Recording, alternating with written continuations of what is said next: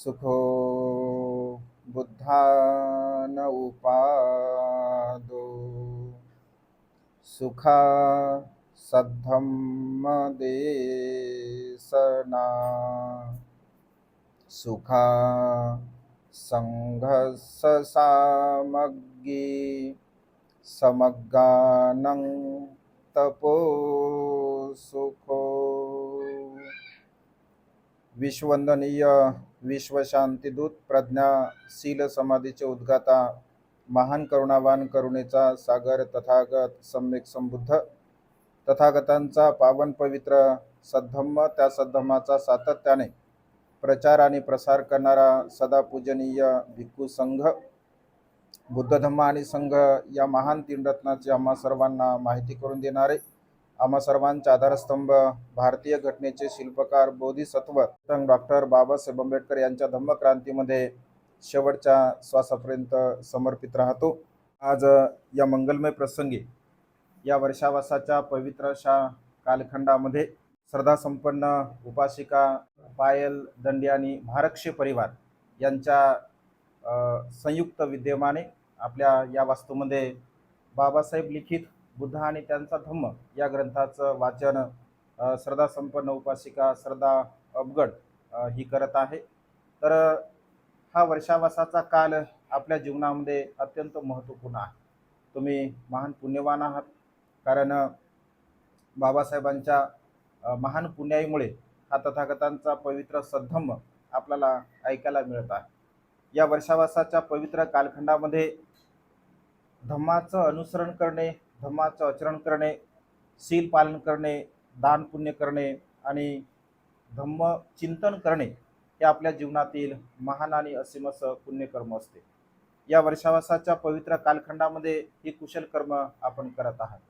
तसं वर्षावास हा भिक्षूंसाठी असतो, परंतु श्रद्धा संपन्न उपासक उपासिका आपल्या स्वतःचं पुण्य वाढावं, आपल्याला स्वतःला कुशल कर्म पुण्यकर्म करता यावं, कारण भिक्खूंची संख्या कमी असल्या कारणाने आपल्याकडे भिक्षू फार कमी आहेत आणि धम्माचं अनुसरण धम्माचं आचरण करण्यासाठी उपासिका सुद्धा ज्यांना अभ्यास आहे, ज्यांचं चिंतन म्हणून चांगलं आहे, तर ते सुद्धा आपल्याला धम्मोपदेश देत असतात। तसा वर्षावासा भिक्षूंसाठी असतो। 2600 वर्षापासून ही वर्षावासाची जी परंपरा आहे, ती वर्षावासाची परंपरा आजतागत चालू आलेली आहे।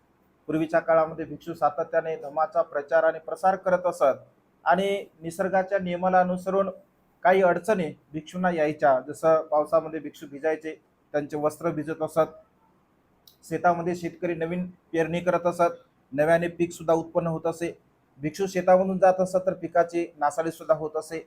कधी कधी दुसऱ्या गावी जर भिक्षूंना जायचं, नदी असेल, नाला असेल, ओढा असेल, ज्या भिक्षूंना पोहण्याची कला अवगत नव्हती तर असे भिक्षू वाहून सुद्धा जात असत। असे अनेक प्रसंग, ते मोठे प्रसंग भगवंताच्या काळामध्ये असे निर्माण झाले आणि त्यामुळे पूर्वीच्या काळामध्ये जे जैन मुनी होते त्यांचा चातुर्मास असायचा, म्हणजे 4 महिन्याचा त्यांचा वास असायचा आणि राजा प्रसेनजित राजा बिंबिसार भगवंताकडे गेले, विशेष रूपाने बिंबिसार भगवंताकडे गेले आणि भगवंताला म्हणाले की भगवान, भिक्षूंनी सुद्धा जर वर्षावासाच्या कालावधीमध्ये जर एका ठिकाणी राहून लोकांना जर धम्म उपदेश दिला तर ते अत्यंत चांगल्या प्रकारचं होईल, अशी भगवंताला मी याचना करतो। आणि मग तेव्हा भगवंताने भिक्षूंना तसा आदेश दिला की भिक्षूंनो, वर्षावालीन कालामध्ये तुम्ही सुद्धा एका ठिकाणी राहू शकता आणि एका ठिकाणी राहून तेथील श्रद्धासंपन्न उपासक उपासिकांना तुम्ही धम्माचा उपदेश करू शकता।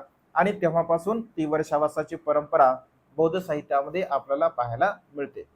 बाबासाहेबांच्या महान पुण्याईमुळे बघा हा सद्धम्म आपल्याला प्राप्त झाला। कधी काळी धम्म श्रवण करण्याची आपल्याला मुभा नव्हती, कधी काळी एकत्र बसण्याची आपल्याला मुभा नव्हती, शील पालन करण्याची मुभा नव्हती, चांगलं राहण्याची मुभा नव्हती, चांगलं खाण्याची मुभा नव्हती, म्हणजे कोणत्याही प्रकारे आपण मनुष्य असून सुद्धा मनुष्यासारखं जीवन जगण्याचा आपल्याला कुठल्याही प्रकारचा अधिकार नव्हता। परंतु बाबासाहेबांच्या महान पुण्याईमुळे हा तथागतांचा पवित्र सद्धम्म आपल्याला 1956 साली नागपूर या भूमीमध्ये बाबासाहेबांनी दिला आणि तेव्हापासून आपण धम्माचं अनुसरण करतो, धम्माचं आचरण करतो। आपलं स्वतःचं पुण्यकर्म व्हावं, स्वतःचं कुशल कर्म व्हावं, कारण धम्म श्रवण करणे, धम्म आचरण करणे हे दुसऱ्यांसाठी नसते. धम्म आचरण करणे हे दुसऱ्यांसाठी बिलकुल नसते, तर धम्म आचरण हे आपलं स्वतःसाठी असते. कारण तुम्ही जर एखादं कुशल कर्म केलं, पुण्यकर्म केलं, तर ते कुशल कर्म आपण दुसऱ्याला देऊ शकत नाही.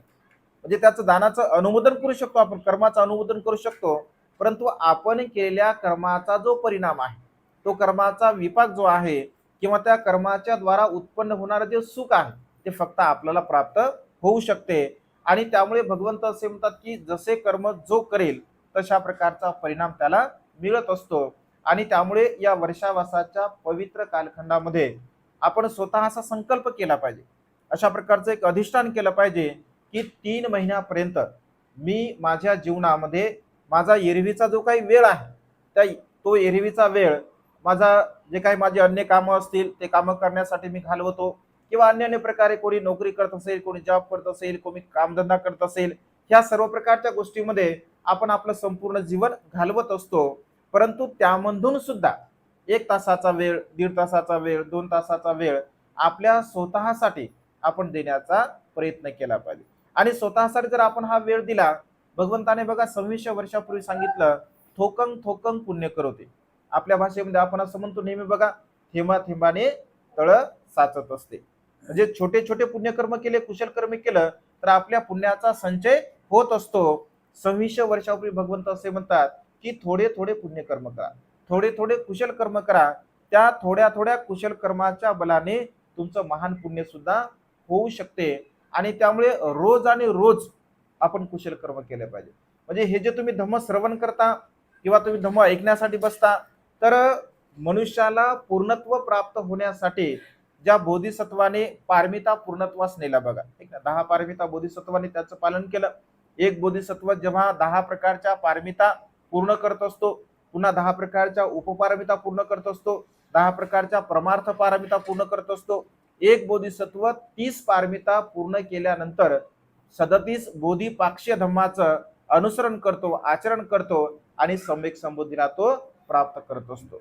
आपण सुद्धा या वर्षावासाच्या कालावधीमध्ये या पारमिता आपल्या पूर्ण करत असतो. आपण कशा पारमिता पूर्ण करतो बघा, आपण छोटं मोठं दान पुण्य करतो, जे काही भिक्षुवाले असतील, किंवा खीरदान असेल, किंवा कोणाला भोजनदान असेल, किंवा जे काही आपल्याला दान देता येत असेल, तर अशा प्रकारे आपण छोटं मोठं का होईना दान पुण्य करत असतो.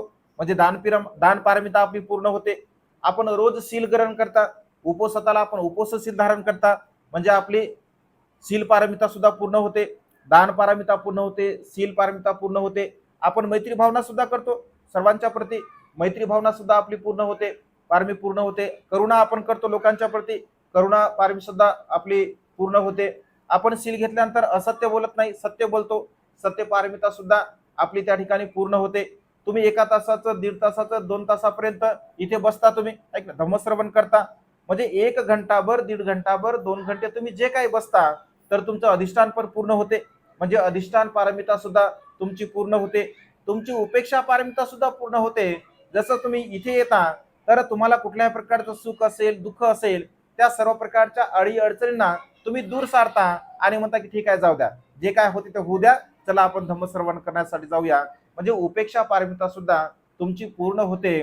आणि प्रज्ञा पारमिता सुद्धा, म्हणजे तुम्ही ज्ञान ग्रहण करता, तर प्रज्ञा पारमिता सुद्धा तुमची पूर्ण होत असते. आणि म्हणजे अशा हळूहळू हळूहळू या सर्व प्रकारच्या पारमिता न कळतपणे आपल्याकडून पूर्ण होत असतात.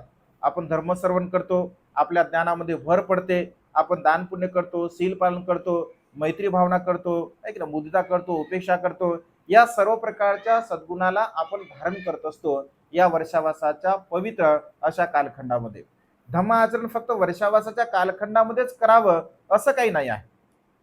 धम्म आचरण हे सातत्याने केलं पाहिजे, रोज आणि रोज आपण धम्माचं आचरण केलं पाहिजे. परंतु वर्षावासाचा हा जरा पवित्र कालावधी असतो. जसं निसर्गामध्ये बघा अत्यंत प्रसन्नता असते, आपण जिकडे तिकडे पाहतो तर निसर्ग हा खुललेला असतो, हिरवळ असते. आणि निसर्गामध्ये असणारी हिरवळ मनुष्याच्या मनाला आल्हाददायक बनवत असते, प्रसन्न बनवत असते. आणि त्या प्रसन्नतेमध्ये जेव्हा जेव्हा आपण पुण्य करतो, कुशल कर्म करतो, तर त्याचा लाभ आपल्याला चांगल्या प्रकारचा होत असतो. म्हणजे प्रसन्न चित्ताने जर एखादं कर्म आपण केलं, जसं एखादा शेतकरी सुपीक जमिनीमध्ये जेव्हा बी पेरतो, तर त्याला चांगल्या प्रकारचं उत्पन्न येत असते. अगदी तशाच प्रकारे प्रसन्न चित्ताने जेव्हा आपण कर्म करतो तर त्याचा परिणाम, त्याचा विपाक आपल्याला खूप चांगल्या प्रकारचा येत असतो. आणि त्यामुळे सातत्याने आपल्या जीवनामध्ये आपण कुशल कर्म केलं पाहिजे, पुण्य कर्म केलं पाहिजे, दान कर्म केलं पाहिजे, शीलाचं पालन केलं पाहिजे आणि अशा प्रकारचं अधिष्ठान केलं पाहिजे. आपण संकल्प केला पाहिजे की माझ्या जीवनामध्ये मी सातत्याने 1 तासाचा वेळ माझ्या स्वतःसाठी देणार आहे, माझ्या स्वतःसाठी वेळ आहे.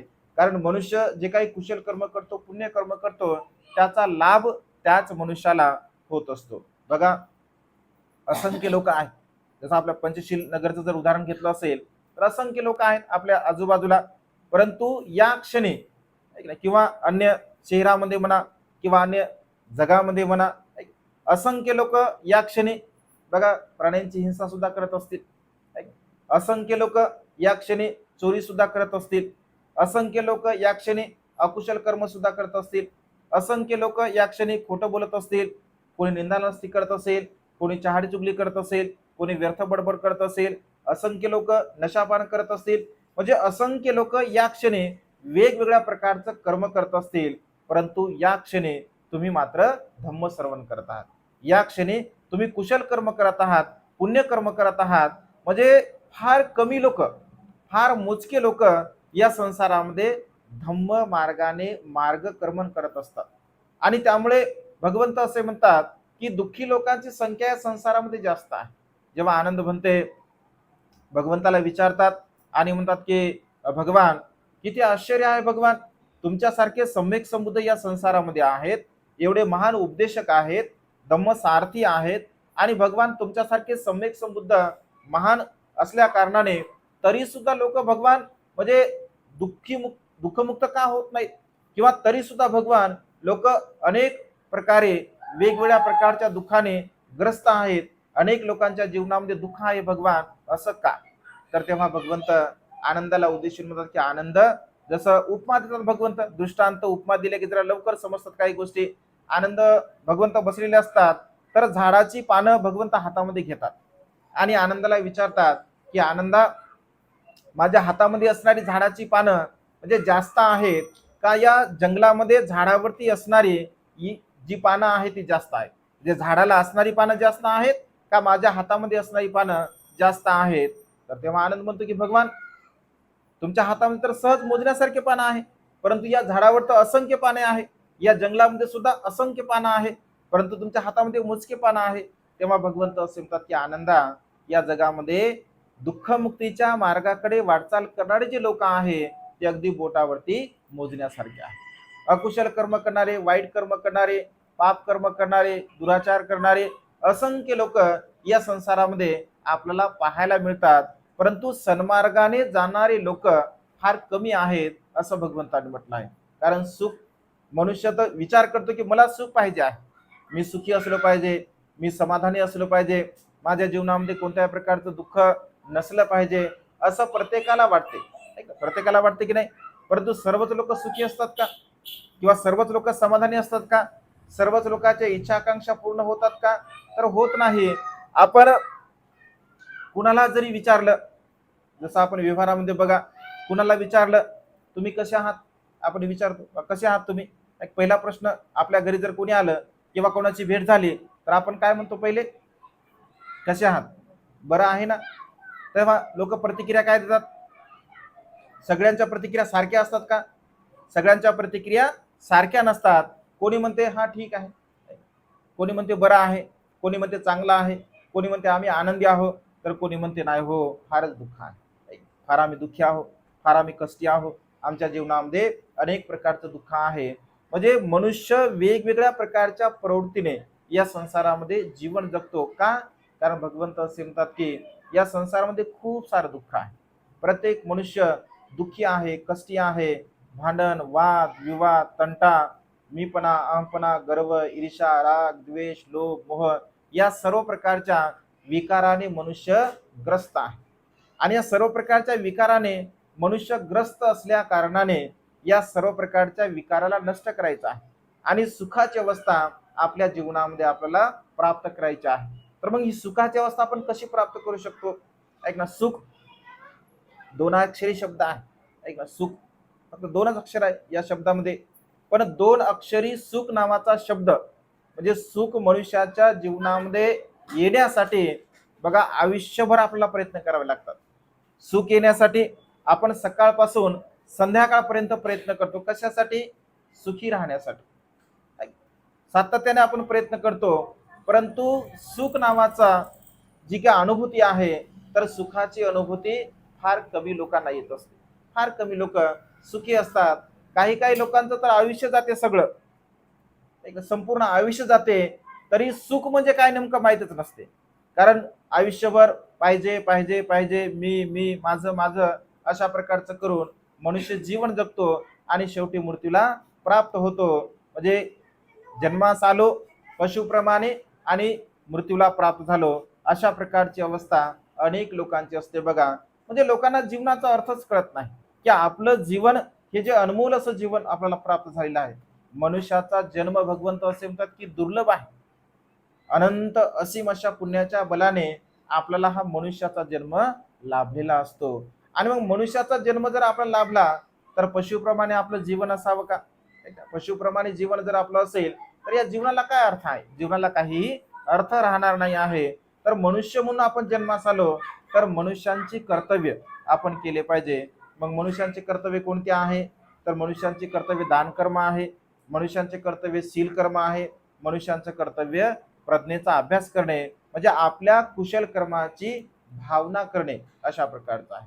म्हणजे आपण सातत्याने दान पुण्य सुद्धा केलं पाहिजे, आपण शील पालन सुद्धा केलं पाहिजे, आपण प्रज्ञेचा अभ्यास सुद्धा केला पाहिजे. मग दान केलं म्हणजे काय केलं पाहिजे? तर काही काही लोकांना असं वाटते की दान म्हणजे पैसे. लोकांना असं समज झाला लोकांचा की दान म्हणजे काय? पैसे. पण दान म्हणजे पैसे नाही. आपण आपल्या मनाने लावलेला तो अर्थ आहे की दान म्हणजे पैसे. तर दान म्हणजे त्याग. दान म्हणजे काय? दान म्हणजे त्याग. तीन प्रकारचे दान भगवंताने सांगितले. धम्मदान भगवंताने सांगितलं, अमिष दान भगवंताने सांगितलं आणि अभयदान भगवंताने सांगितलं. धम्मदान म्हणजे काय?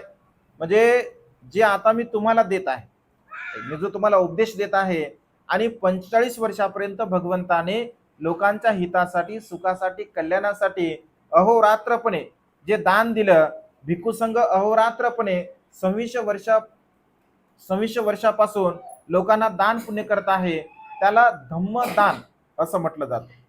पैशाला धम्मदान म्हणत नाही. आपण 50ची नोट दिली का धम्मदान दिलं, 100 रुपये दिले का धम्मदान दिलं. आपल्या विहाराच्या जे दानपेटी राहते त्याच्यावर नाव लिहिलं राहते धम्मदान. आता ते का पेटी दान देणार आहे का धम्मदान? पेटी काय बोलणार आहे का दानपेटी? दान लिहाव, पैसे दान लिहाव, पण लोक तसं लिहित नाहीत, धम्मदान म्हणतात. त्याला धम्मदान म्हणत नाही. धम्मदान म्हणजे आपण दुसऱ्याच्या कल्याणासाठी, दुसऱ्याच्या सुखासाठी जो भगवंताचा उपदेश देत असतो, त्याला धम्मदान अशा प्रकारचं म्हटलं जातं. त्याच्यानंतर अमिषदान. मग अमिषदान म्हणजे काय? वस्तू स्वरूपामध्ये दान. मग तुमचं भोजन असेल, तुमचं चिवर असेल, तुमचं भिक्षापात्र असेल, तुमचे पैसे दान असेल, तुमचं परिष्कार असेल, तुमचं फळ असेल, म्हणजे देण्यासारख्या ज्या ज्या काही वस्तू या संसारामध्ये असतात त्याला अमिषदान असं म्हणतात. अमिषदान सुद्धा आपण दिलं पाहिजे. आणि अभयदान. अभयदान म्हणजे दुसऱ्यांना जीव देणे. एक दुसऱ्यांना जीवदान देणे म्हणजे काय? जसं आपण ब्लड दान करतो, दुसऱ्यांचा जीव वाचतो. जसं काही लोक डोळे दान करतात, त्यामुळे दुसऱ्यांचा जीव वाचतो. जसं लोक किडनी दान करतात, दुसऱ्यांचा जीव वाचतो. लिव्हर दान करतात लोक, हृदय सुद्धा दान करतात, त्यामुळे जीव वाचतो. म्हणजे शरीराचे जे काही अवयव आपण जेव्हा दुसऱ्या व्यक्तींना दान करत असतो आणि त्या दानाच्या द्वारा दुसऱ्यांचा जीव वाचतो, त्याला अभयदान अशा प्रकारचं म्हटलं जातं. किंवा दुसऱ्याला अभय देणे म्हणजे दुसऱ्या प्राण्यांचा जीव वाचवणे, मनुष्यांचा जीव वाचवणे, त्याला अभयदान अशा प्रकारचं म्हटलं जातं. तर हे तीन दान आपल्या जीवनामध्ये अत्यंत महत्वपूर्ण आहे. भगवंत असे म्हणतात की अत्यंत महत्वपूर्ण आहे. आपण धम्मदान सुद्धा केलं पाहिजे, आपण आमिषदान सुद्धा केलं पाहिजे, आपण अभयदान सुद्धा केलं पाहिजे. म्हणजे तीनही जर दान कर्म केले, आपल्याला काय लाभ होतो? आपल्याला लाभ झाला पाहिजे ना काहीतरी. आपल्याला जर लाभ झाला नसेल तर मग आपण कशाला दान करायचं? नाही का? लाभ असेल तर दान करतो आपण, लाभ नसेल तर दान करत नाही. कारण मनुष्याचा स्वभाव कसा आहे? लोभी आहे ना. त्याला स्वार्थी म्हणतो आपण, मतलबी म्हणतो आपल्या भाषेमध्ये. मला जर काही मिळत असेल तर मी दुसऱ्याला काहीतरी देईल, असा स्वभाव असतो. मग मी दान करेल तर मला काय मिळेल? ऐक नाही, ऐक मला काय भेटलं पाहिजे ना. तर मग भगवंत असे म्हणतात की जर तुम्ही जर दिलं, जसं अनाथ पिंडकाच्या संदर्भामध्ये मी नेहमी सांगत असतो की म्हणजे मनुष्याची दान देण्याची जी चेतना असते, ती चेतना कशी असली पाहिजे. अनाथ पिंडकाचं नाव ऐकतो बघा आपण, भगवंताची सेवा करणारे. भगवंताच्या मुखातून असा शब्द निघाला की भिक्षूंनो, उपासकांनो, माझ्या संपूर्ण उपासकांमध्ये अनाथ पिंडक हा अग्रदानदाता आहे, ज्याला महाउपासक असं म्हटलं जातं. भिक्षूंनो, उपासकांनो, माझ्या महाउपासिकेमध्ये जेवढ्या काही उपासिका आहे त्यामध्ये माता विशाखा ही महाउपासिका आहे, असं भगवंताच्या मुखातून शब्द निघाले. भगवंताचा दायक, भगवंताचा महाउपासक साधी गोष्ट आहे का? भगवंत आपल्या मुखातून त्यांची स्तुती करतात, त्यांची प्रशंसा करतात. आणि अशा प्रकारचा अनाथ पिंडक जेव्हा भगवंताला भेटतो तेव्हा तो काय म्हणतो, भगवान माझ्याकडे एवढी संपत्ती आहे की माझं मला सुद्धा माहित नाही. भगवान मी खूप दुःखी असतो, बेचैन असतो, कष्टी असतो, कारण माझ्याकडे खूप संपत्ती आहे, तरी सुद्धा मला समाधान आहे. का? कारण मी जे कष्ट करतो, काम करतो, तर यावरती हजारो लोक आपली उपजीविका करतात. त्यामुळे भगवान मी दुःखी जरी असलो तरी मला करण्यामध्ये हा आनंद आहे. भगवान मी सुखपूर्वक जीवन जगण्यासाठी भिक्षू बनलं पाहिजे का? कारण मी असं ऐकलं आहे की सुखपूर्वक जीवन जगण्यासाठी भिक्षू बनलं पाहिजे, प्रवर्जित झालं पाहिजे.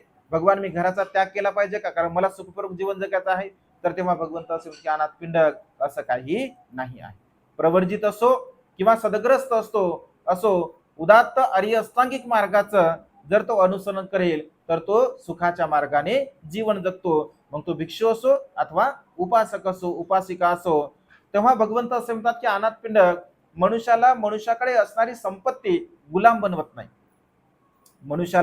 मनुष्याकडे असणारी संपत्ती कधी गुलाम बनवत नाही, तर त्या प्रती असणारी लालसा, असणारा लोभ मनुष्याला गुलाम बनवत असतो. आणि त्यामुळे आपल्या संपत्तीचा तू सदुपयोग कर.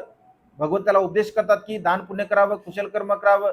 लगेच तो भगवंताला निमंत्रण करतो, जेतवनाची निर्मिती करतो. 54 करोड रुपये खर्च करून बघा, 18 करोड जमीन घेतो, 18 करोडचं विहार निर्माण करतो आणि उत्सव करण्यासाठी 18 करोड रुपये खर्च करतो. म्हणजे 54 करोड रुपये त्या काळामध्ये अनाथ पिंडक त्या ठिकाणी खर्च करत असतो. म्हणजे एवढा मोठा खर्च, 54 करोड रुपये खर्च करणे त्या काळामध्ये किती मोठी गोष्ट आहे. ते एवढं दान पुण्य करून अनाथ पिंडक भगवंताची सेवा करत असतो. तो नेहमी दान करत असे. जेव्हा जेव्हा विहारामध्ये येत असे तेव्हा तेव्हा काही ना काही भिक्षूंसाठी तो घेऊन जात असे. खाली हाताने अनाथ पिंडक विहारामध्ये कधीही गेलेला नाही आहे. तो नियम आहे. जेव्हा आपण विहारामध्ये जातो तर आपण काही ना काही घेऊन गेलं पाहिजे. आपलं विहार असेल, आपण मेणबत्ती घेऊन गेली पाहिजे, आपण अगरबत्ती घेऊन गेलो पाहिजे, आपण काही ना काही विहारामध्ये घेऊन गेलो पाहिजे. भिक्षू असतील तर त्याच्यासाठी आपण काही नाश्त्यासाठी घेऊन गेलं पाहिजे, काही फळाहार घेऊन गेलं पाहिजे. म्हणजे काही ना काही आपण त्यांच्यासाठी आवश्यक वस्तू घेऊन गेलं पाहिजे. हा नियम आहे. का नियम आहे? कारण तुमचं ते पुण्य आहे, तुमचं ते कुशल कर्म आहे आणि ते कुशल कर्म तुम्ही रोज आणि रोज करावं. अनाथ पिंडक सकाळी विहारात जात असे आणि संध्याकाळी सुद्धा विहारात जात असे. माता विशाखा सकाळी आणि संध्याकाळी 2 वेळा विहारामध्ये जात असे. म्हणजे सातत्याने विहारामध्ये गेल्यामुळे तो नेहमी दान करत असल्यामुळे एक दिवस असा येतो बघा की त्याच्याकडे काही शिल्लक राहत नाही, संपूर्ण संपत्ती दान करत असतो. बघा एक वेळ अशी होते, एक वेळ अशी असते की तो म्हणतो भगवान माझ्याकडे एवढी संपत्ती आहे मलाही माहित नाही. आणि आज अशी वेळ आहे की त्याची सगळी संपत्ती नष्ट होते, म्हणजे दान पुण्यामध्ये खर्च होते.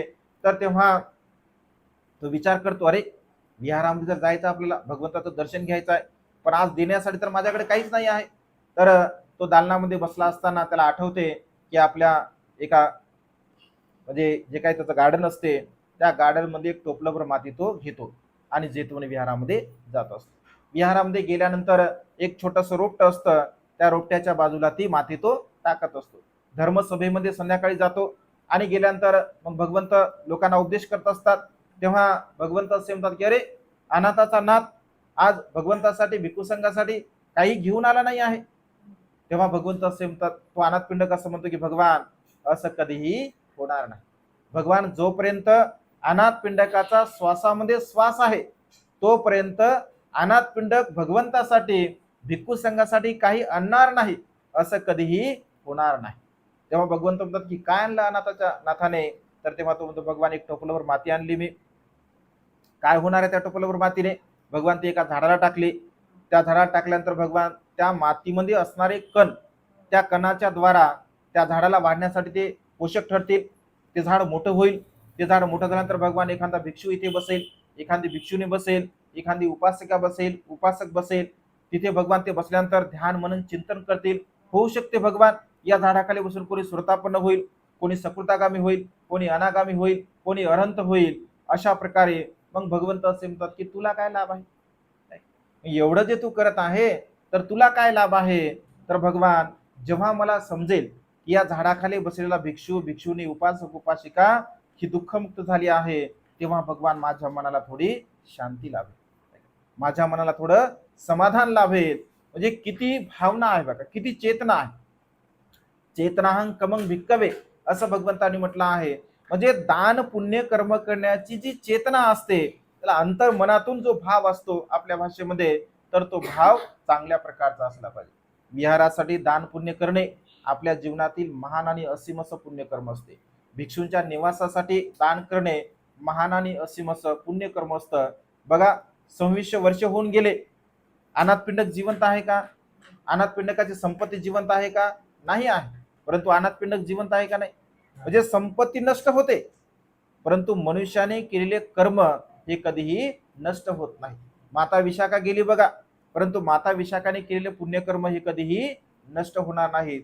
जेव्हा जेव्हा भगवंताचं नाव घेतलं जाईल, तेव्हा तेव्हा अनाथपिंडकाचं नाव घेतलं जाते.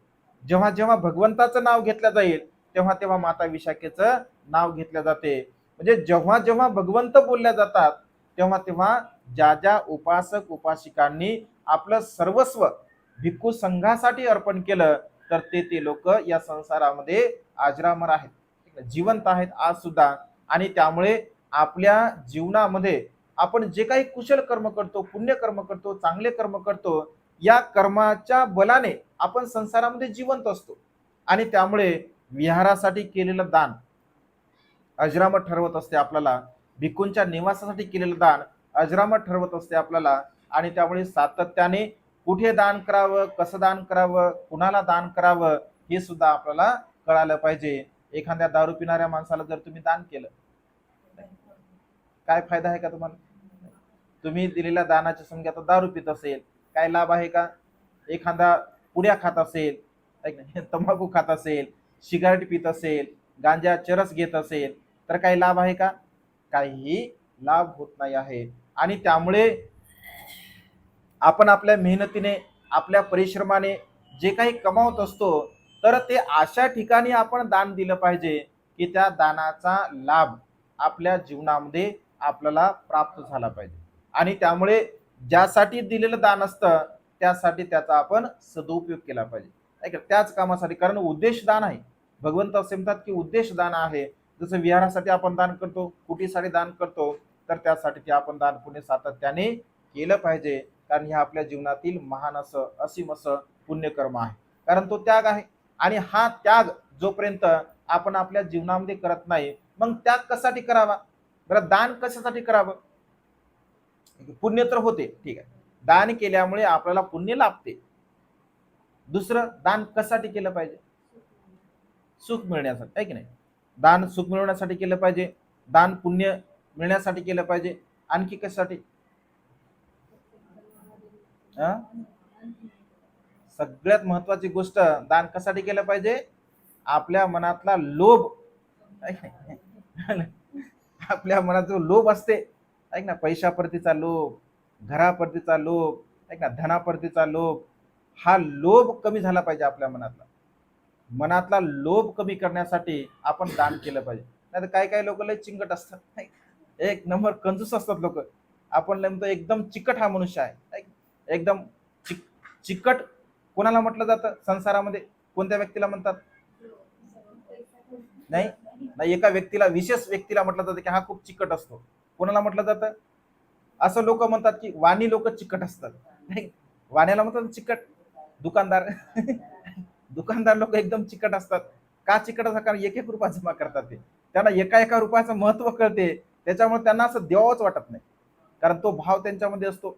पण भगवंत असे म्हणतात की हा दानाचा जो भाव आहे, ऐक ना, लोभ आहे, आणि लोभ कधी कोणत्या गोष्टीमध्ये उत्पन्न होईल हे आपण काही सांगू शकत नाही. ऐक ना, लोभ म्हणून एकदम छोट्या छोट्या गोष्टीमध्ये लोभ उत्पन्न होते, आणि लोभाचं चित्त, त्या लोभाच्या चित्ताने जर मनुष्य मूर्तीला प्राप्त झाला तर मात्र तो दुर्गतीला प्राप्त होत असतो. भगवंताच्या काळामध्ये बघा, एक भिक्षू असतो, चिकट चिकट लोभ कसा असतो बघा. एक भिक्षू असतो, तर तो एकदा आपल्या बहिणीच्या गावी वर्षावास करण्यासाठी जात असतो. बहिणीच्या गावी, त्या गावी पण त्याची बहीण दिलेली असते, मग तो वर्षावास करण्यासाठी जातो. तर जेव्हा तो आपल्या बहिणीकडे जातो, तर त्याची बहीण म्हणते की म्हणते, वर्षावासाच्या समारोपाला मी तुम्हाला शिवरदान करणार आहे, वस्त्रदान करणार आहे. मग त्याला असं वाटतं की आता ती त्याची जी बहीण असते तर म्हणजे चांगल्या घरी, श्रीमंत घरी दिलेली असते, आणि श्रीमंत घरी दिलेली असल्यामुळे त्याला असं वाटते की अरे, माझी बहीण चांगल्या घरी आहे, मला जे मिळणारं वस्त्र आहे ते अत्यंत लाख मोलाचं असेल, मुलायम असेल, चांगलं असेल. मग त्या विचारामध्ये राहतो की मला वर्षावास झाल्यानंतर चिवर मिळणार आहे, मला वर्षावास झाल्यानंतर चिवर मिळणार आहे, असं त्याचं चिंतन चालू असते. मग 3 महिने पूर्ण होतात, वर्षावास होतो, आणि वर्षावास झाल्यानंतर मग त्याला ते चिवर दान मिळते. तर अत्यंत अनमोल असं चिवर असते, मौल्यवान चिवर असते, लाख मोलाचं असते. आणि चिवर म्हणजे ज्या दिवशी त्यांना दान मिळते, मग तो विचार करतो मनामध्ये, हे चिवर एवढं चांगलं, म्हणजे मुलायम चिवर आहे, लाख मोलाचं आहे, मग ते चिवर मी घालेल, एकदम मग मी छान दिसल चिवर घातलं की, मग माझ्यासारखं चिवर कोणालाच नसेल. म्हणजे असं ते आपल्या मनामध्ये भाव उत्पन्न करतो, इमॅजिन करतो तसं. आणि ज्या दिवशी त्याला चिवर दिला जाते त्याच रात्री तो मूर्तीला प्राप्त होतो, त्याच रात्री मूर्तीला प्राप्त होतो. आणि चिवर तो घालतच पण नाही, म्हणजे कारण ज्या दिवशी दिलं त्या दिवशी तो मूर्तीला प्राप्त होतो. तर अशी प्रथा आहे, परंपरा आहे की एखादा भिक्षू जर वारला, समजून घ्या, तर त्याची जी संपत्ती असते, संपत्ती म्हणजे काय, जे चिवर असतील, भिक्षापात्र जे काय असेल ते, तर ते वाटून घ्यायचं असते जे इतर भिक्षूने. तर मग याच्याकडे जे चिवर होते, तर भगवंत भिक्षू बसतात आणि चिवर घेत असतात. तर असं म्हटलं आहे की जे नवीन चिवर असते, त्या नवीन चिवराला हात लावल्याबरोबर त्या चिवरातून असा आवाज येतो, एका किड्याचा आवाज येतो. आणि नंतर असं म्हटलं आहे की त्या चिवराची घडी मोडल्या जाते. तर घडी मोडल्यानंतर त्या चिवरामध्ये एक किडा असतो. भगवंत असे म्हणतात की भिक्षूंनो, या चिवराला तुम्ही हात लावू नका 7 दिवसापर्यंत, कारण हा जो किडा आहे तर हा भिक्षू आहे. याचा जो लोभ होता, या लोभाच्या द्वारा हा त्याच्यामध्ये मृत्यूला प्राप्त झालाय. 7 दिवसानंतर हा मृत्यूला प्राप्त होईल, त्यानंतर तुम्ही हे चिवर घेऊ शकता. म्हणजे मनुष्याचा लोभ बघा कशात असू शकतो, एकदम छोट्या छोट्या गोष्टीमध्ये सुद्धा आपला लोभ असू शकतो. आणि त्यामुळे दान आपण आपला लोभ कमी करण्यासाठी केला पाहिजे. आपण जर दान करत असेल तर हळूहळू हळूहळू आपला लोभ कमी होत असतो. आणि लोभ जर कमी झाला असेल तर दुःख कमी होते, कारण लोभामुळे दुःख होते. ऐक ना, मनुष्याच्या चित्तामध्ये राग असतो, द्वेष असतो, लोभ असतो, म्हणून मनुष्याला दुःख प्राप्त होते. आणि त्यामुळे सातत्याने या वर्षावासाच्या पवित्र कालखंडामध्ये आपण दान केलं पाहिजे, आपण शिलाचं पालन केलं पाहिजे, आपण प्रज्ञेचा अभ्यास केला पाहिजे, आणि रोज आणि रोज आपण धम्मश्रवण सुद्धा केला पाहिजे. कारण धम्मश्रवण केल्यामुळे आपल्या जीवनामध्ये महान आणि असीम असं पुण्य आपल्याला प्राप्त होत असते. आणि त्यामुळे आज या मंगलमय प्रसंगी आगंतुक रूपाने आपल्या या अकोला शहरामध्ये, पंचशील नगरमध्ये आल्या कारणाने आपणा सर्वांना धम्मदेशना देण्याचा हा योग आला. निश्चितपणे ही धम्मदेशना आपल्या हितासाठी, आपल्या सुखासाठी, आपल्या कल्याणासाठी सहाय्यक ठरो, अशा प्रकारची मंगलमय आणि उदात कामना या ठिकाणी व्यक्त करून ही छोटीशी धम्मदेशना संपन्न करतो. सर्वांचं मंगल हो, सर्वांचं कल्याण हो, सर्वांना दीर्घायुष्य लाभो.